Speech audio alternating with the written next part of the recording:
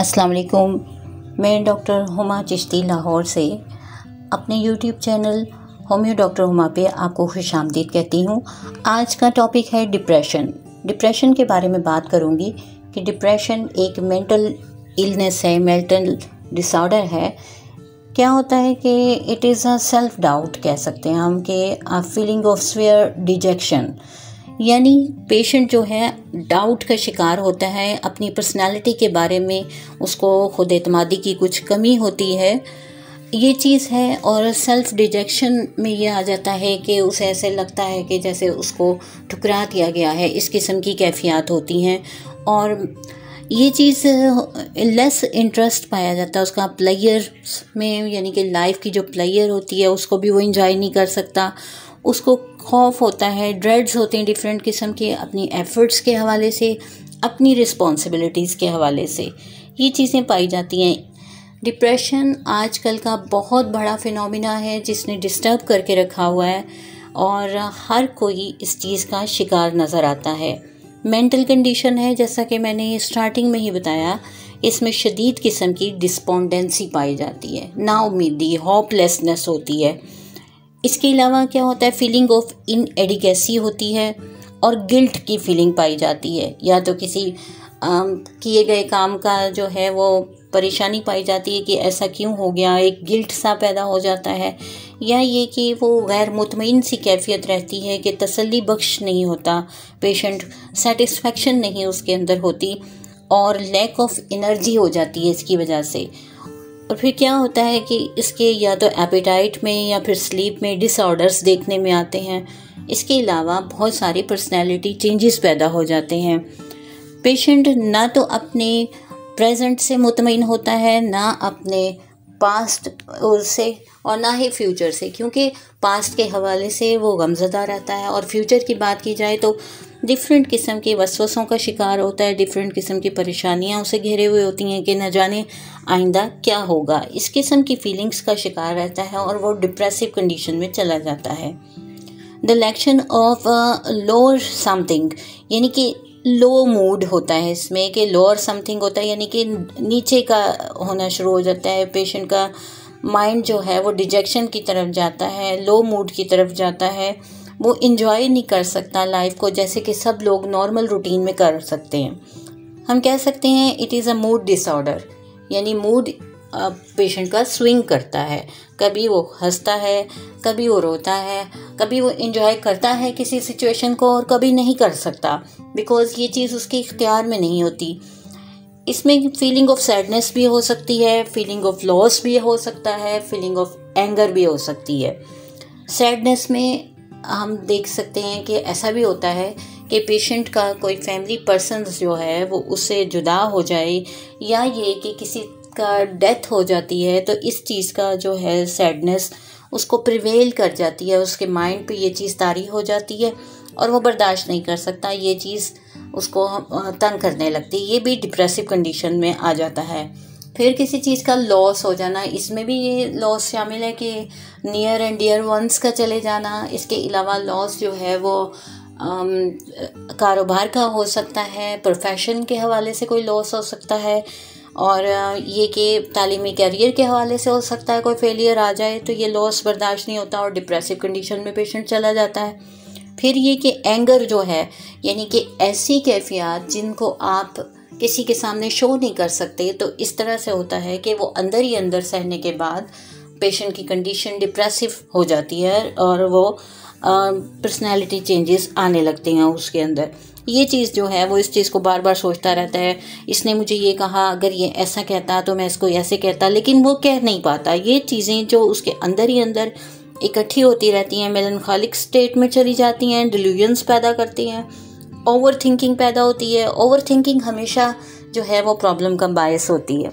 तो ये चीज़ें जो हैं डिप्रेसिव कंडीशन पैदा कर देती हैं। पर्सन की लाइफ जो है वो जो उसकी रूटीन लाइफ होती है, रोज़मर्रा की रूटीन, उसमें इंटरफेयर करती हैं ये चीज़ें। और जब ये इंटरफेयर करती हैं तो उसकी तमाम लाइफ जो है वो डिप्रेस होके रह जाती है और डिस्ट्रक्ट कर जाती है। कुछ कंडीशन ऐसी होती हैं जो डिप्रेशन से बढ़ जाती हैं, जैसे कि कुछ डिजीज़ ऐसी हैं, आर्थराइटिस हो गया, किसी को आर्थराइटिस का प्रॉब्लम है, तो क्या होगा कि जब वो डिप्रेसिव कंडीशन में होगा तो उसकी ये कंप्लेंट बढ़ जाएगी, उसको दर्द ज़्यादा होने लगेगी जोड़ों में।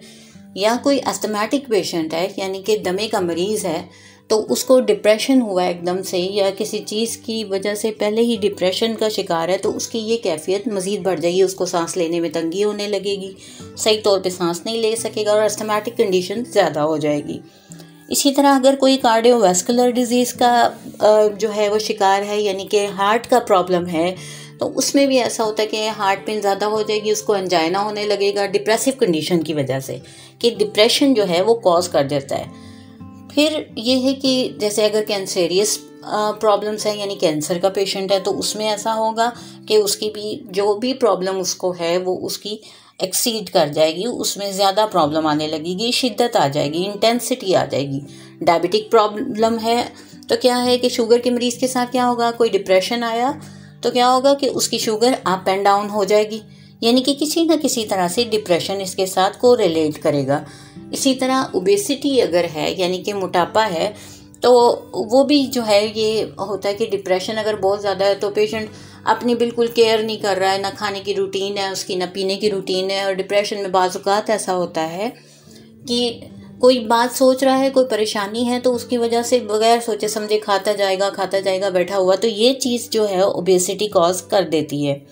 फिर डाउन फीलिंग हर किसी को होती है ज़िंदगी में, ऐसा नहीं है कि किसी की ज़िंदगी में सैड जो हैं वो लम्हात ना आते हों या प्लेयर ना आती हो। ये गम और खुशी ज़िंदगी का हिस्सा हैं और इनकी अपसेटिंग जो है वो इवेंट्स जारी रहते हैं, ये चीज़ें हर इंसान की लाइफ में। मगर ये सिलसिला क्या होता है कि एपिसोड्स इस किस्म की अगर रोज़ रोज़ जारी रहें तो फिर डिप्रेशन का शिकार हो जाता है। एक सीरियस मेडिकल कंडीशन है ये और वर्स होती जाती है, यानी प्रोग्रेसिवली होती जाती है, बढ़ती जाती है अगर इसका ट्रीटमेंट ना करवाया जाए। अब मैं इसके कुछ सिम्टम्स के बारे में बात करूंगी कि मेल्स में, फीमेल्स में और चाइल्ड में, यानी चिल्ड्रन में, ये सिम्टम्स कुछ डिफ़र करती हैं और ये डिफरेंट किस्म के खौफ भी डेवलप कर देते हैं, फोबियाज़ जिन्हें कहा जाता है। कुछ मैनिक कंडीशंस पैदा हो जाती हैं। ये है कि इंसान इसकी वजह से एबनॉर्मल लगने लगता है। तो मेन में क्या होता है कि मूड के हवाले से अगर बात करें तो अगर डिप्रेशन का शिकार कोई है तो बहुत ज़्यादा गुस्सीला हो सकता है, चिड़चिड़ा हो सकता है और एग्रेसिवनेस उसके अंदर आ सकती है। इसके अलावा तशवीश का शिकार हो सकता है, बहुत ज़्यादा बेचैन हो सकता है। इमोशनल वेलबींग के हवाले से अगर बात करें तो फीलिंग उसकी एम्प्टी किस्म की हो सकती है, उसमें यह है कि वो नाउमीद हो सकता है, सैड हो सकता है।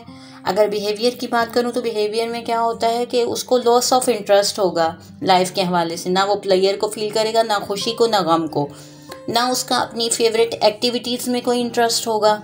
इसी तरह से टायर्ड फीलिंग होगी, वो बहुत आसानी से थक जाएगा, सैड हो जाएगा और सुसाइडल थॉट्स आएंगे उसको, यानी खुदकुशी का ख्याल आएगा। जब वो जो चाहता है अपनी ज़िंदगी में, जैसा वो चाह रहा है वैसा नहीं कर पाता, तो फिर ऐसा होता है कि ये होते होते डिप्रेसिव कंडीशन खुदकुशी के रुझान की तरफ चली जाती है और पेशेंट चाहता है कि मैं अपने आप को ख़त्म कर लूँ क्योंकि मेरी ज़िंदगी बेकार है, इसका कोई फ़ायदा नहीं।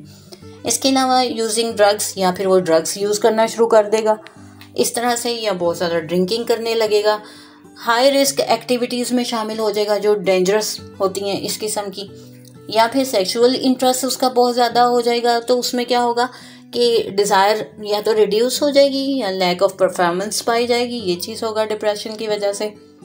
इसकी कॉग्निटिव एबिलिटीज़ जो हैं वो चेंज हो जाएंगी। उसमें क्या होता है कि वो कंसंट्रेट नहीं कर सकता अपने काम के ऊपर, काम कर रहा है लेकिन उसको करने में दिक्कत होगी, वो पूरा अपने काम में इंटरेस्ट नहीं ले सकता।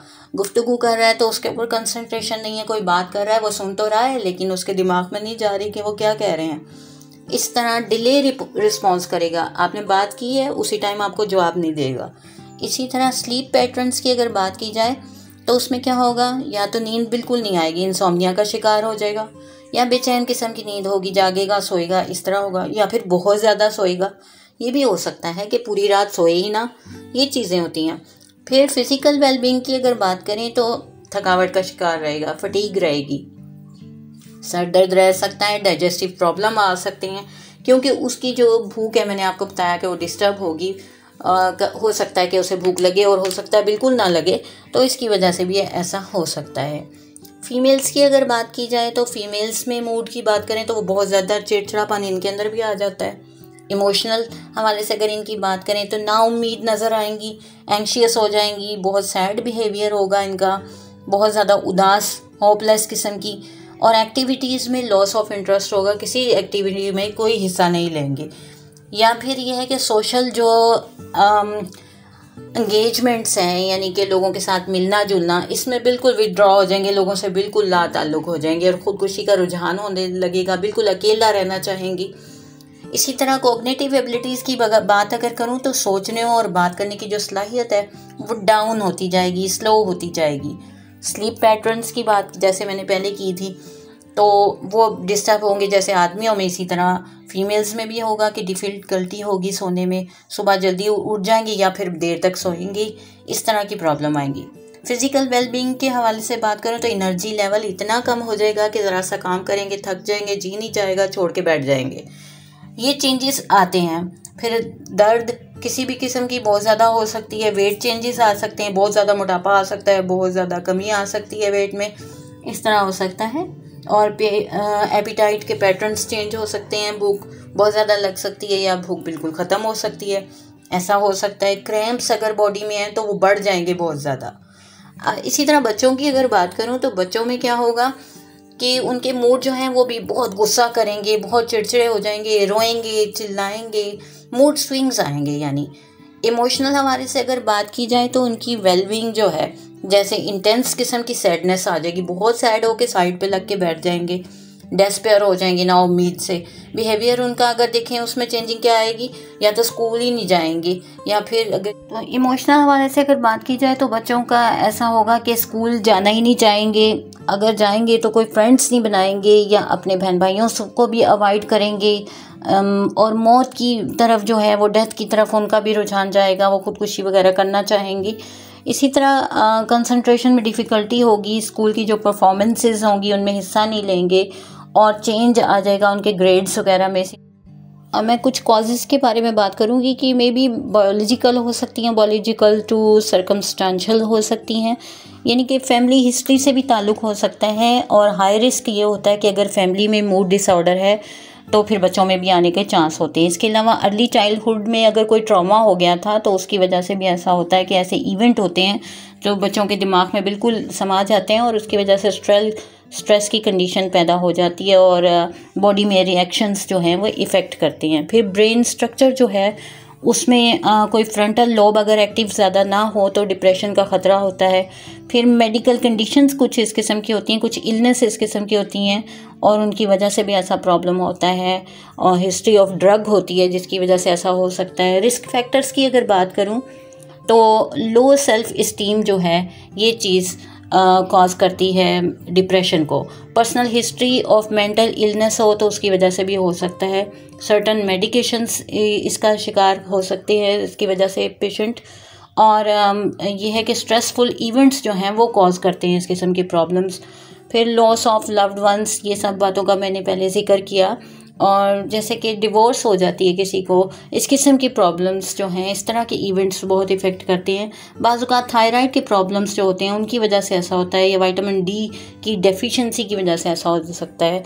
और डिप्रेशन को ट्रिगर करती हैं ये चीज़ें, ये रिस्क फैक्टर्स में आ जाती हैं कि अगर इनको ट्रीट ना किया जाए तो फिर ये फिज़िकली पेन्स भी ज़्यादा हो जाएंगी, पेशेंट आइसोलेशन में रहेगा, अकेले रहना चाहेगा, फिर खुदकुशी का रुझान होगा, अपने आप को नुकसान पहुंचाना चाहेगा। ये चीज़ें इसके अंदर नज़र आएंगी। टाइप्स की अगर मैं बात करूं तो इसकी 2 मेजर टाइप्स हैं और उनमें जो है तो पहली टाइप जो है वो मेजर डिप्रेसिव डिसऑर्डर है और दूसरी है परसिस्टेंट डिप्रेसिव डिसऑर्डर। पहली टाइप में क्या होता है कि मोर सीवियर किस्म की सैडनेस होती है, फीलिंग ऑफ सैडनेस होती है और वो परसिस्टेंट रहती है, यानी कि रहती है मुस्तकिल तौर पे। और वर्थलेसनेस का एहसास जो है वो बहुत ज़्यादा होता है कि मैं बेकार हूँ। ये तकरीबन 2 वीक्स जो है रहता है पेशेंट को और इस किस्म की फीलिंग्स जो हैं डिप्रेशन क्रिएट करती हैं। मोस्ट ऑफ द डे उसको यही प्रॉब्लम रहती है, इंटरेस्ट की कमी आ जाती है, रेगुलर एक्टिविटीज़ में वो हिस्सा नहीं लेता, ये चीज़ हो जाती है। बहुत सा सोता है या फिर बिल्कुल भी नहीं सोता और स्लो किस्म की थिंकिंग हो जाती है, फटीग और ये सब चीज़ें जो पहले मैंने जिक्र किया। जबकि दूसरी में, जिसको डिस्थाइमिया भी कहते हैं, इसमें क्रॉनिक किस्म की फॉर्म ये इख्तियार कर जाता है डिप्रेशन, और ये फिर हफ्तों और महीनों पे नहीं बल्कि सालों पे बात चली जाती है। और तकरीबन 2 साल तक अगर नॉर्मली ये चीज़ रहे तो आप, इसका मतलब है कि परसिस्टेंट डिप्रेसिव डिसऑर्डर का शिकार हैं। और इसका ट्रीटमेंट जो है बहुत अच्छे तरीके से किया जा सकता है। मेडिकल ट्रीटमेंट जो है लाइफस्टाइल को चेंज करके, थेरेपिस्ट को यूज़ करके किया जा सकता है। और एंटी डिप्रेसेंट मेडिसिन्स जो हैं वो इसके लिए फ़ायदेमंद साबित होती हैं। फिर साइकोथेरेपी बहुत फ़ायदा देती है। लाइट थेरेपी जो है आजकल यूज़ की जाती है, उसका बहुत ज़्यादा फ़ायदा है। ऑल्टरनेटिव थेरेपीज़ जिनमें ऑक्यूपंक्चर आ जाता है, मेडिकेशन है, हर्बल सप्लीमेंट्स आ जाते हैं, इनका बहुत ज़्यादा फ़ायदा है और इनको यूज़ किया जाता है। इस एक्सरसाइज बहुत ज़्यादा बेनिफिशियल हो सकती है क्योंकि ये एंडोर्फिन्स बनाती है जो हमारा हार्मोन है और मूड को बेहतर बनाता है। इसके अलावा अल्कोहल को अवॉइड करें और ड्रग्स को अवॉइड करें तो इससे भी फ़ायदा होता है। फिर लर्न करेंगे हाउ टू से नो, यानी आपकी मर्ज़ी के मुताबिक अगर जो चीज़ नहीं है उसको नो कहना सीखें। बाउंड्रीज सेट करें, अपनी फैमिली के साथ ताल्लुकात ज़्यादा अच्छे करें। अपना ख्याल रखें कि पीपल जो नेगेटिव है उनसे दूर रहें। ये चीज़ें बहुत फ़ायदेमंद होती हैं। विटामिन्स वगैरह होते हैं कुछ ऐसे। होम्योपैथिक में इसका बहुत ज़बरदस्त किस्म का इलाज मौजूद है और बहुत सारी मेडिकेशंस हैं जो इसके फ़ायदे के लिए इस्तेमाल होती हैं, जैसे आर्सेनिक एल्बम और मेट है, calcarea carb, causticum, ignatia amara, kali phos, natrum carb, pulsatilla, sepia, natrum mur. According to situation अगर मेडिसिन को यूज़ किया जाए तो बहुत ज़्यादा फ़ायदा देती हैं। होप्स हो कि ये टॉपिक, इसके ऊपर बहुत हैवी डिस्कशन हो गई और बहुत ज़्यादा इन्फॉर्मेशन दी गई, तो उम्मीद है आपको जो है इससे फ़ायदा हुआ होगा। नेक्स्ट टॉपिक तक के लिए अल्लाह हाफिज़। नेक्स्ट टॉपिक पे मिलेंगे इंशाल्लाह।